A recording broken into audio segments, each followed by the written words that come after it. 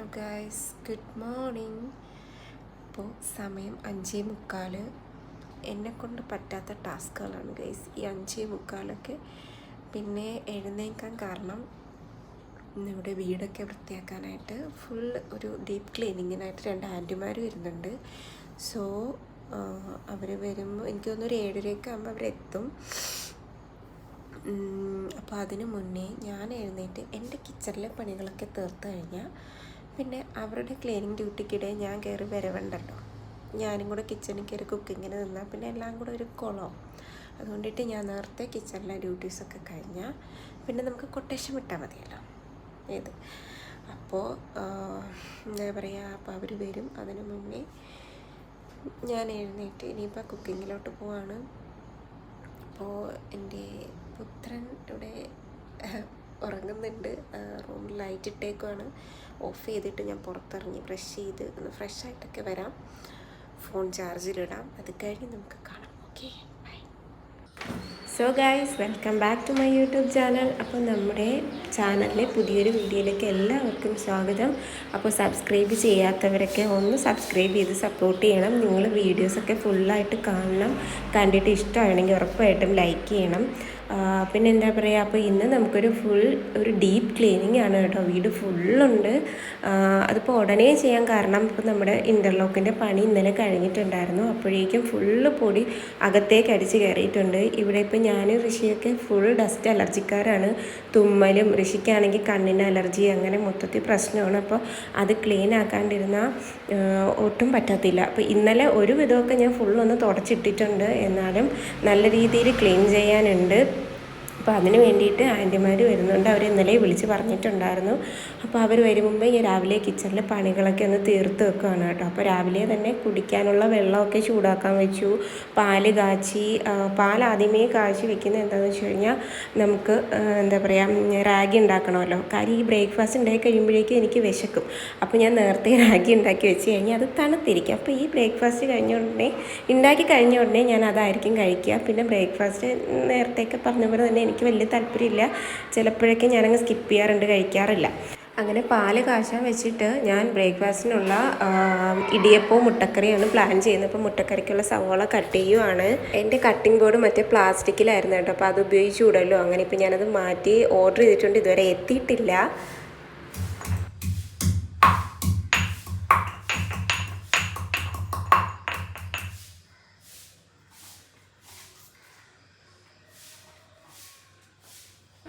റാഗി കുറച്ച് ക്വാണ്ടിറ്റി തന്നെ ഞാൻ പൊടിച്ച് വയ്ക്കും കേട്ടോ. പിന്നെ അത് സെപ്പറേറ്റ് ചെയ്ത് വയ്ക്കും.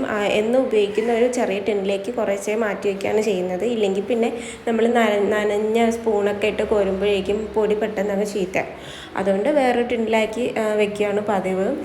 അപ്പോൾ അങ്ങനെയൊക്കെ. പിന്നെ മുന്നേയൊക്കെ ഞാൻ തന്നെയാണ് വീട് ഫുള്ള് ക്ലീൻ ആയിക്കൊണ്ടിരുന്നത് കേട്ടോ. ഫുള്ള് ഞാൻ ചെയ്യുമായിരുന്നു.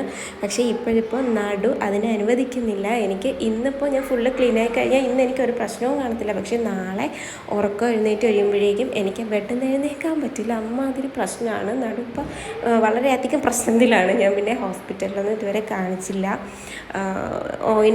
വേദനയുടെ ഒരു ഓയിൻമെൻറ്റ് ഇട്ട് കഴിയുമ്പോഴേക്കും അതങ്ങ് സാധാരണ മാറാറുണ്ട്. അപ്പോൾ അങ്ങനെ പിന്നെ റിസ്ക് എടുക്കണ്ടെന്ന് കരുതിയിട്ടാണ് ഇന്നിപ്പോൾ ആളിനെ വിളിച്ചത്. അങ്ങനെ എന്താ പറയുക, ഇതിനിടയ്ക്ക് ഞാൻ എൻ്റെ ചൂടുവെള്ളം ഫസ്റ്റ് ദിവസം നമ്മൾ സ്റ്റാർട്ട് ചെയ്യുമ്പോൾ കുടിക്കുന്ന ചൂടുവെള്ളം കുടിച്ചു. പിന്നെന്താ, മുട്ടക്കറിക്കുള്ളത് അങ്ങ് അടുപ്പിലേക്ക് മാറ്റി. പിന്നെ തലേ ദിവസം കഴുകി ഉണക്കാൻ വെക്കുന്ന പാത്രങ്ങളില്ലേ, അതെല്ലാം പറക്കി അതിൻ്റേതായ സ്ഥാനങ്ങളിൽ മാറ്റുന്നുണ്ട്. ഇനി അടുത്ത ട്രിപ്പ് കഴുകി വെക്കണമല്ലോ. അപ്പോൾ അതിന് വേണ്ടിയിട്ടുള്ള പണികളെല്ലാം ഇപ്പോൾ നടന്നുകൊണ്ടിരിക്കുന്നത്. ഋഷി നല്ല ഉറക്കമാണ്. അവനൊരു 9:30-10 മണി വെക്കേഷനൊക്കെ ആയതുകൊണ്ട് അങ്ങനെയൊക്കെ എഴുന്നേൽക്കാറുള്ളൂ. ഇന്നിപ്പോൾ കുറച്ച് നേരത്തെ എഴുന്നേൽപ്പിക്കണം. അപ്പം അതിനെങ്ങനെയാണെന്നറിയില്ല. എന്തായാലും മുഖവും ഒരു വിഷമമായിരിക്കും രാവിലെയൊക്കെ എഴുന്നേൽക്കുമ്പോഴത്തേക്കും. അപ്പോൾ രാവിലത്തെ ബ്രേക്ക്ഫാസ്റ്റിനുള്ള ഇടിയപ്പത്തിനുള്ള മാവൊക്കെ ഇട്ട് ഉപ്പൊക്കെ ഇട്ട് ഞാൻ സെറ്റാക്കാൻ പോവുകയാണ്. എത്രയും പെട്ടെന്ന് നമുക്ക് പണി തീർക്കണം. ഇതിൻ്റെ ഇടയിൽ ഇനി ചോറും പിന്നെ ലഞ്ചിനുള്ള ഒരു കറികളൊക്കെ ഉണ്ടാക്കണം. മുന്നേയൊക്കെ ഈ ഒരു ഇടിയപ്പം ഉണ്ടാക്കാൻ എനിക്ക് ഭയങ്കര ബുദ്ധിമുട്ടായിരുന്നു കേട്ടോ. എന്താ എനിക്കറിയില്ല, വെള്ളം എപ്പോൾ ഒഴിച്ചാലും കൂടിപ്പോവും. അതുകൊണ്ട് തന്നെ നമ്മുടെ ഇലയട, കൊഴുക്കട്ട അങ്ങനെയുള്ള ഐറ്റംസിൽ ആ ഒരു ഏരിയയിലോട്ടൊന്നും ഞാൻ പോകാറില്ല. കാര്യം നടക്കാറില്ല, സക്സസ് ആവാറില്ല. പിന്നെയെന്ന് പറഞ്ഞാൽ പുട്ട് പുട്ടും ഇതുപോലെ തന്നെ വെള്ളം കുടഞ്ഞ് എടുക്കുമ്പോഴേക്കും അത് അതിൻ്റെ വഴിക്ക് പോവും, ശരിയാവത്തില്ല. അതുകൊണ്ട് തന്നെ മറ്റേ ഈ പാക്കറ്റിലെ പുട്ടുപൊടിയാണ് മേടിക്കുന്നത്. ഒരു ഗ്ലാസ് പുട്ടുപൊടിക്ക് ആ ഒരു ഗ്ലാസ് വെള്ളം ഒഴിച്ചങ്ങ് വെക്കണം. 20 മിനിറ്റ് കഴിയുമ്പോൾ സെറ്റാവും. അതാണ് ഇപ്പോഴും മേടിക്കുന്ന പുട്ടുപൊടി അത് തന്നെയാണ്. പിന്നെ ഇപ്പോൾ നൂൽപുട്ട് എനിക്ക് പെർഫെക്റ്റ് ആണ് കേട്ടോ. ഞാൻ നന്നായിട്ടുണ്ടാക്കും. എനിക്കതിൻ്റെ ചൂടുവെള്ളം കുറച്ച് ഒഴിച്ച് സെറ്റാക്കി മാവ് കുഴച്ചെടുക്കുന്ന പരുവമൊക്കെ കിട്ടിയിട്ടുണ്ട്. അതുകൊണ്ട് ഇപ്പോൾ സ്പീഡിന് തന്നെ ഉണ്ടാക്കാറുണ്ട്. എനിക്ക് പിന്നെ ഇഡ്ഡലി, ദോശ അതിനോടൊന്നും വലിയ താല്പര്യമില്ല. എന്താ എനിക്കറിയില്ല. അതൊന്നാമത്തെ പുളിപ്പ്, അതിൻ്റെ കൂടെ സാമ്പാർ കൂടെ ആകുമ്പോൾ കുറേ കൂടെ പുളിപ്പ്. പക്ഷേ കുഞ്ഞുങ്ങൾക്ക് എനിക്കൊന്നും അതാണ് കൂടുതൽ ഇഷ്ടം. അതുകൊണ്ട് പിന്നെ ഋഷിയുടെ ആ ഒരു ഇഷ്ടം അനുസരിച്ചിട്ട് ഞാനും ഇഡ്ഡലിയും ദോശയും തന്നെയാണ് എന്നും. സ്കൂളിൽ പോകുന്ന ദിവസങ്ങളിൽ പിന്നെ എന്നും അത് തന്നെയാണ്. എനിക്ക് ഈ അപ്പം, ഇടിയപ്പം, പുട്ട് അതൊക്കെ ഞാൻ കഴിക്കും. എനിക്കതൊക്കെയാണ് ഇഷ്ടം. അങ്ങനെ ഞാൻ നൂൽപുട്ടിനുള്ളതെല്ലാം അടുപ്പിലോട്ട് മാറ്റിയിട്ട് പുറത്തുനിന്ന് വെച്ചപ്പോഴേക്കും അച്ഛൻ ഇൻ്റർലോക്ക് ഫുള്ള് കഴുകിയിട്ടുണ്ട്. കാര്യം എന്ന് വെച്ച് കഴിഞ്ഞാൽ ഇന്ന് ഫുള്ള് കഴുകി ഇടാൻ പറഞ്ഞു. അവർ നാളെ വന്നിട്ട് ഇൻ്റർലോക്കിൽ പെയിൻറ്റ് ചെയ്യും. അപ്പോൾ അതിന് വേണ്ടിയിട്ട് തൂത്ത് കഴുകി ഇടുമായിരുന്നേ. അപ്പോൾ കുറേ സമയം കഴിഞ്ഞപ്പോഴേക്കും ഞാൻ ഇതിനിടയിൽ പയർ തോരൻ വെച്ചിട്ടുണ്ടായിരുന്നു. അത് വയരിപ്പയറാണ് കേട്ടോ. അത് തോരൻ വെച്ചു, മോരുണ്ടാക്കി, പിന്നെ രാവിലത്തെ ബ്രേക്ക്ഫാസ്റ്റ്, മുട്ടക്കറി, ചോറ് ഇതെല്ലാം റെഡിയാക്കി. അപ്പോഴേക്കും ആൻറ്റിമാർ വന്നിട്ടുണ്ടായിരുന്നേ. ഋഷി എഴുന്നേറ്റു, അവനുള്ള റാഗി കൊടുത്തു. 2 ആൻറ്റിമാർ വരുമെന്നാണ് പറഞ്ഞത്. പിന്നെ ഒരു ആൻറ്റി മാറിയിട്ട് ആൻറ്റിയുടെ ഹസ്ബൻഡാണ് വന്നിരിക്കുന്നത്. ആ അപ്പൂപ്പനാണ് നമുക്ക് പാല് തരുന്നത് കേട്ടോ. അപ്പോൾ നമ്മുടെ ഋഷിയുടെ പാലപ്പൂപ്പൻ്റെ റിലേറ്റീവ് ഒരു ചേച്ചിയാണ് വന്നിരിക്കുന്നത്. ഇത് നമ്മുടെ ടോയ്സ് റൂമാണ് ഗൈസ്. എൻ്റെ ദൈവമേ, എനിക്കറിയില്ല, പണ്ടെങ്ങാണ്ടോ ഒക്കെ ഉള്ള ടോയ്സൊക്കെ ഇതിനകത്തുണ്ട്. പൊട്ടിയതും പൊളിഞ്ഞതും സകലതും ഇതിനകത്തുണ്ട്. അപ്പോൾ അവരെ കൊണ്ട് ഇതിനിടയിൽ ഇതിനകത്ത് കയറ്റിയിട്ട് അവരെ കൊണ്ട് വൃത്തിയാക്കിച്ച് അവർക്കറിയില്ലല്ലോ നല്ലത് അഴുക്കത് ഇവന് വേണ്ടതൊന്നും അറിയില്ല. അതുകൊണ്ട് ഞാൻ തന്നെ അതൊന്ന് ക്ലീനാക്കി വെക്കാമെന്ന് കരുതി. അപ്പോഴേക്കും അവരുടെ ജോലിയൊന്നും കുറയും. ആ സമയം കൊണ്ട് അവർക്ക് വേറെയൊക്കെ പരിപാടികൾ ചെയ്യാമല്ലോ എന്ന് കരുതിയിട്ട് ഞാൻ തന്നെ അതിനകത്ത് കയറി. ആ ഒരു വീഡിയോ സ്പീഡിന് പോയെങ്കിലും ഞാൻ 1 മണിക്കൂറോളം ആ റൂമിനകത്ത് ഉണ്ടായിരുന്നു കേട്ടോ. പിന്നെ ബാക്കി കൊട്ടേഷൻ വിടലുകളാണ് നിങ്ങളീ കാണുന്നത്. അവിടെ വൃത്തിയാക്കണം, ഇവിടെ വൃത്തിയാക്കണം. പക്ഷേ അവരറിഞ്ഞെല്ലാം ചെയ്യും കേട്ടോ. എനിക്ക് ഭയങ്കര ഞാൻ ഓക്കെ ആണെന്ന് വെച്ച് കഴിഞ്ഞാൽ അവർ അത്രയും നല്ലോണം എല്ലാം ഞാൻ പറയാണ്ട് തന്നെ അവരിങ്ങോട്ട് എല്ലാം പറയുകയും എല്ലാം ചെയ്യുന്ന ഭാഗം ഭയങ്കര നീറ്റായിരുന്നു. എനിക്കതിലാണ് ഭയങ്കര ഇഷ്ടമായി. എനിക്ക് നല്ല വൃത്തിയായിട്ടുണ്ട്. പിന്നെ ഇപ്പം ഞാൻ കൂടെ നിൽക്കേണ്ട ആവശ്യമില്ല. അപ്പോൾ അവർ തന്നെ അങ്ങ് ചെയ്തോളും. അങ്ങനെ ഞാൻ പുറത്തു വന്ന് നോക്കിയപ്പോൾ ഋഷിയും അവൻ്റെ കൊച്ചേട്ടനോടെ കളിക്കുകയാണ്.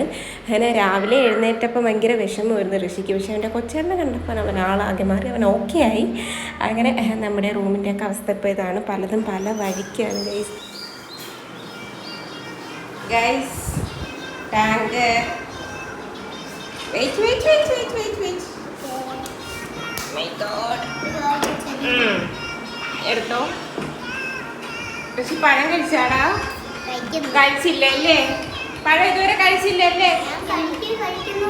ഒരു 11-12 മണിയൊക്കെ ആകുമ്പോഴേക്കും ഈ സൂര്യൻ്റെ വെയിലില്ലേ നല്ല വൃത്തിക്ക് ഇങ്ങോട്ട് അടിച്ച് കയറും. പിന്നെ നമ്മുടെ മുറ്റത്തും ഈ ഒരു ഇറയത്തൊന്നും ഇറങ്ങി നിൽക്കാൻ പറ്റത്തില്ല, അമ്മാതിരി വെയിലാണ്. അപ്പോഴേക്കും ഇവന്മാരുടെ സൈക്കിളൊക്കെ പുറത്തിരിക്കുമായിരുന്നു. ആ ചൂട് കൊണ്ട് അതൊക്കെ പൊട്ടിപ്പൊളിഞ്ഞു. അങ്ങനെ സൈക്കിളും കാറും ഒക്കെ പറക്കി ഞാൻ കടയ്ക്കകത്തോട്ട് അങ്ങ് വെച്ചു. അതാകുമ്പോൾ അവിടെ തണലത്തിരിക്കുമല്ലോ. അങ്ങനെ അതൊക്കെ കഴിഞ്ഞ് പിന്നെ ഞാൻ കിച്ചണിൽ വന്ന് നോക്കിയപ്പോഴേക്കും നല്ല അടിപൊളിയാക്കി നീറ്റായിട്ട് അവർ ഇട്ടിട്ടുണ്ട് കേട്ടോ. ഇനി എന്താ പറയുക, ഭയങ്കര ഗ്ലേസിങ്, വീടിനൊക്കെ ഫുള്ള് ഒരു നല്ല ഫ്രഷ്നെസ് ഉണ്ട് കേട്ടോ. അങ്ങനെ വീടിനകത്തെ പണിയൊക്കെ കഴിഞ്ഞപ്പോഴേക്കും നമ്മുടെ കടയ്ക്കകവും പിന്നെ ടെറസിന് മേലും കൂടെ തൂക്കാനുണ്ടായിരുന്നു. അതും കൂടെ തൂത്ത് കഴിഞ്ഞപ്പോഴേക്കും നമ്മുടെ പണി കഴിഞ്ഞു. ഹേ ഗായ്സ്, അങ്ങനെ പണിയൊക്കെ കഴിഞ്ഞു കേട്ടോ. ഫുള്ള് കഴിഞ്ഞ് അവർ അടിപൊളിയാക്കി ഇട്ട് തന്നു. സൂപ്പർ എന്ന് വെച്ചാൽ ഒന്നും പറയാനില്ല. ഞാൻ പ്രതീക്ഷിച്ചതിനപ്പുറം അവർ നന്നായിട്ട് ചെയ്തിട്ടുണ്ട്, നല്ല ക്ലീൻ ആക്കിയിട്ടുണ്ട്. ഇനിയിപ്പോൾ അവർ പറഞ്ഞത് മാസത്തിൽ 1 തവണയെങ്കിലും വിളിച്ച്, റോഡ് സൈഡ് ആയതുകൊണ്ട് അത്രയും പൊടി അടിച്ച് കയറും, മാസത്തിൽ 1 തവണയെങ്കിലും ഫുള്ളൊന്ന് ക്ലീൻ ആക്കണം. ഇല്ലെങ്കിൽ ഫുള്ള് പണിയാവും. ഇതുപോലെ ഒരുപാട് നേരം നിൽക്കേണ്ടി വരും. സാധാരണ എനിക്കൊന്ന് ഉച്ചവരെയൊക്കെ നിൽക്കാറുള്ളൂ. ഇന്നിപ്പോൾ അവർ 4 മണിയായപ്പോഴാണ് പോയത്.